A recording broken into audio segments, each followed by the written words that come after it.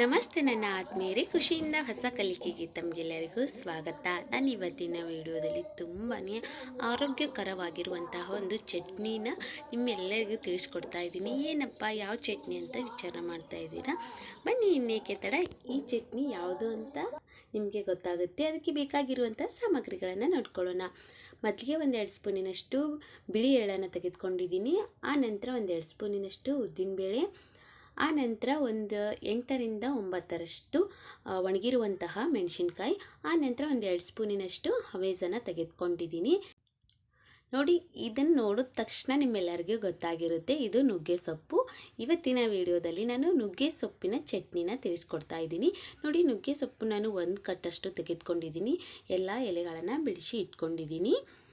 ನೋಡಿ, ಚೆನ್ನಾಗಿ ತೊಳ್ಕೊಂಡು ಅದನ್ನು ಇವಾಗ ನಾನು ಚಟ್ನಿನ ಯಾವ ರೀತಿಯಾಗಿ ಮಾಡ್ಕೊಳ್ಬಹುದು ಅನ್ನೋದನ್ನು ತಿಳಿಸ್ಕೊಡ್ತಾ ಇದ್ದೀನಿ. ಬನ್ನಿ, ಮೊದಲಿಗೆ ನಾವು ತೆಗೆದುಕೊಂಡಿರುವಂತಹ ಎಲ್ಲ ಸಾಮಗ್ರಿಗಳನ್ನ ಹುರ್ಕೊಳ್ಬೇಕಾಗತ್ತೆ.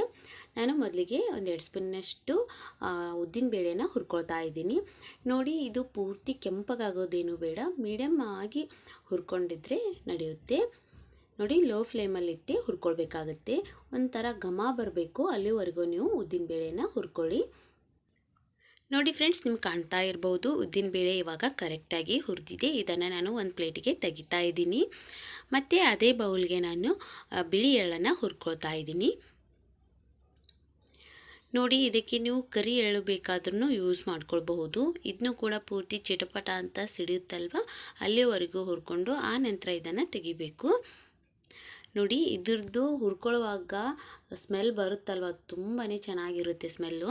ಈ ಚಟ್ನಿಗೆ ಹಾಕೋದ್ರಿಂದ ಚಟ್ನಿನೂ ಒಂಥರ ಡಿಫ್ರೆಂಟಾಗಿ ಟೇಸ್ಟ್ ಕೊಡುತ್ತೆ ಬಾಯಲ್ಲಿ.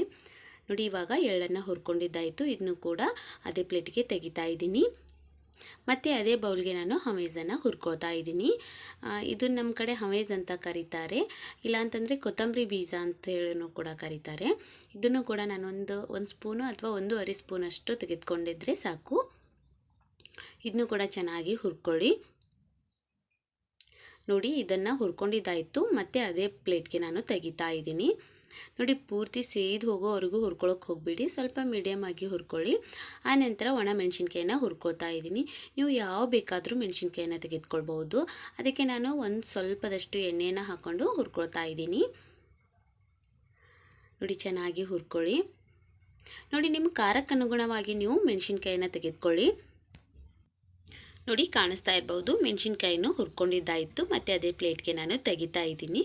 ಇವಾಗ ನಾವು ಬಿಡಿಸ್ಕೊಂಡು ಇಟ್ಕೊಂಡಿರುವಂತಹ ನುಗ್ಗೆ ಸೊಪ್ಪನ್ನು ಹಾಕ್ಕೊಂಡು ಅದನ್ನು ಕೂಡ ಚೆನ್ನಾಗಿ ಹುರ್ಕೊಳ್ಳಿ. ನೋಡಿ, ಈ ನುಗ್ಗೆ ಸೊಪ್ಪಿನ ಚಟ್ನಿ ಒಂಥರ ಡಿಫ್ರೆಂಟಾಗಿಯೂ ಇರುತ್ತೆ, ತಿನ್ನೋದಕ್ಕೆ ತುಂಬಾ ಚೆನ್ನಾಗಿರುತ್ತೆ, ಆರೋಗ್ಯಕ್ಕಂತೂ ತುಂಬಾ ಒಳ್ಳೆಯದಂತಲೇ ಹೇಳ್ಬಹುದು. ನೋಡಿ, ನಿಮಗೆ ಮೊಳಕಾಲು ನೋವು ಈ ಥರ ಏನಾದರೂ ಇತ್ತು ಅಂತಂದರೆ ಈ ರೀತಿಯಾಗಿ ಚಟ್ನಿನಾದರೂ ಮಾಡ್ಕೊಳ್ಳಿ, ಇಲ್ಲ ಅಂತಂದರೆ ಸೂಪ್ ಆದರೂ ಮಾಡ್ಕೊಳ್ಳಿ. ತುಂಬಾ ಆರೋಗ್ಯಕ್ಕೆ ಒಳ್ಳೆಯದಾಗಿರುವಂತಹ ಒಂದು ಸೊಪ್ಪು ಅಂತಲೇ ಹೇಳ್ಬಹುದು. ನೋಡಿ, ನುಗ್ಗೆ ಸೊಪ್ಪಿನಲ್ಲಿ ಹಲವಾರು ರೆಸಿಪಿಗಳನ್ನು ಟ್ರೈ ಮಾಡ್ತಾರೆ, ಆದರೆ ಚಟ್ನಿನ ಮಾಡಿಕೊಂಡು ತಿಂದರೆ ಬಹಳ ದಿನವರೆಗೂ ನೀವು ಇಟ್ಕೊಂಡು ತಿನ್ಬಹುದು. ಮತ್ತು ಇದನ್ನು ನೀವು ಒಂದು ಸೈಡ್ ಡಿಶ್ ಆಗಿಯೂ ಕೂಡ ಯೂಸ್ ಮಾಡ್ಕೊಳ್ಬಹುದು, ತುಂಬಾ ಚೆನ್ನಾಗಿರುತ್ತೆ. ನೋಡಿ, ಈ ನುಗ್ಗೆಕಾಯಿ ಸೊಪ್ಪನ್ನು ಚೆನ್ನಾಗಿ ಹುರ್ಕೊಳ್ಳಿ. ಹಸಿ ವಾಸನೆ ಹೋಗಬೇಕು, ಅಲ್ಲಿವರೆಗೂ ನೀವು ಹುರ್ಕೊಳ್ಬೇಕಾಗುತ್ತೆ. ನಾನು ಮತ್ತೆ 1 ಸ್ಪೂನಿನಷ್ಟು ಎಣ್ಣೆನ ಹಾಕ್ಕೊಂಡು ಹುರ್ಕೊಳ್ತಾ ಇದ್ದೀನಿ. ನೋಡಿ, ಇದು ಹುರ್ಕೊಳ್ಳೋದು ಕೂಡ ತುಂಬಾ ಇಂಪಾರ್ಟೆಂಟ್ ಆಗಿರುತ್ತೆ. ನೀವು ಹಸಿ ಬಿಸಿಯಾಗಿ ಹುರ್ಕೊಂಡಿದ್ರೆ ಚಟ್ನಿ ಟೇಸ್ಟು ಕೂಡ ಅಷ್ಟೊಂದು ಚೆನ್ನಾಗಿರೋದಿಲ್ಲ, ಬೇಗನೆ ಹಾಳಾಗಿ ಹೋಗಿಬಿಡುತ್ತೆ. ಅದಕ್ಕೆ ಹುರ್ಕೊಳ್ಳುವಾಗ ಸ್ವಲ್ಪ ಟೈಮ್ ತೊಗೊಂಡು ಚೆನ್ನಾಗಿ ಹುರ್ಕೊಂಡಿದ್ರೆ ಚಟ್ನಿ ಟೇಸ್ಟು ಕೂಡ ತುಂಬಾ ಚೆನ್ನಾಗಿ ಬರುತ್ತೆ, ಮತ್ತು ಬಹಳ ದಿನಗಳವರೆಗೆ ಇದನ್ನು ಬಾಳಿಕೆನೂ ಕೂಡ ಬರ್ಬೋದು.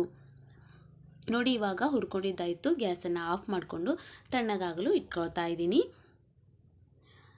ಆ ನಂತರ ಈ ಕಡೆ ನಾನು ಒಂದು ಮಿಕ್ಸಿ ಜಾರನ್ನು ತೆಗೆದುಕೊಂಡಿದ್ದೀನಿ. ಮೊದಲಿಗೆ ಹುರಿದಿಟ್ಕೊಂಡಿರುವಂತಹ ಸಾಮಗ್ರಿಗಳನ್ನು ಹಾಕ್ಕೊಳ್ತಾ ಇದ್ದೀನಿ. ನೋಡಿ, ಇದಕ್ಕೆ ನೀವು ಕಡಲೆಬೇಳೆನೂ ಕೂಡ ಯೂಸ್ ಮಾಡ್ಕೊಳ್ಬಹುದು. ನಾನು ಇವತ್ತಿನ ವಿಡಿಯೋದಲ್ಲಿ ಕಡಲೆಬೇಳೆನ ಹಾಕ್ಕೊಳ್ತಾ ಇಲ್ಲ. ಆನಂತರ ಒಂದು ಸ್ವಲ್ಪದಷ್ಟು ಬೆಲ್ಲವನ್ನು ಹಾಕ್ಕೊಂಡಿದ್ದೀನಿ, ಮತ್ತು ರುಚಿಗೆ ತಕ್ಕಷ್ಟು ಉಪ್ಪನ್ನು ಹಾಕ್ಕೊಳ್ಳಿ. ನೋಡಿ, ಬೆಲ್ಲ ಸ್ವಲ್ಪ ಪ್ರಮಾಣದಲ್ಲಿ ಹಾಕ್ಕೊಳ್ಳಿ, ಜಾಸ್ತಿ ಹಾಕ್ಕೊಳ್ಳೋಕೆ ಹೋಗಬೇಡಿ. ಆನಂತರ ಒಂದು ಸ್ವಲ್ಪದಷ್ಟು ಹುಣಸೆ ಹಣ್ಣನ್ನು ಹಾಕ್ಕೊಳ್ತಾ ಇದ್ದೀನಿ. ಆ ನಂತರ ಹುರಿದಿಟ್ಕೊಂಡಿರುವಂತಹ ನುಗ್ಗೆ ಸೊಪ್ಪನ್ನು ಹಾಕ್ಕೊಳ್ಳಿ.